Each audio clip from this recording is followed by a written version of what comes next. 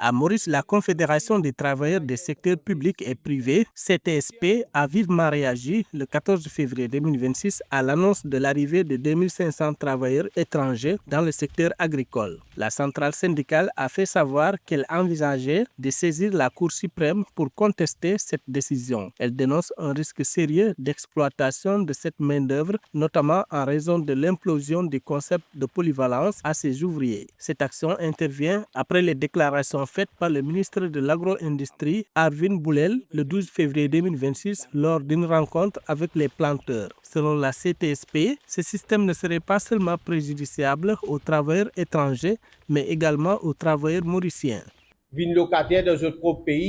Les étrangers risquent d'être surexploités tant que les Mauriciens deviendront moins compétitifs sur le marché du travail. De moins en moins de Mauriciens trouvent du travail. Il faut des priorités d'embauche pour les travailleurs mauriciens.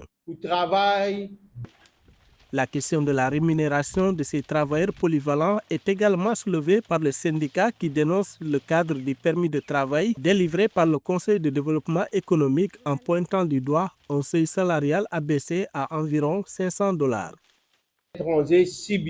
Les contrats passant par le Conseil de développement économique ne sont pas vérifiés par le ministère du Travail. De plus, ces travailleurs ne sont pas couverts par les règlements sur l'hébergement et le logement. Ils peuvent être logés n'importe où, même chez l'employeur. S'ils travaillent dans une entreprise couverte par un accord collectif, ils ne bénéficieront pas nécessairement des conditions prévues.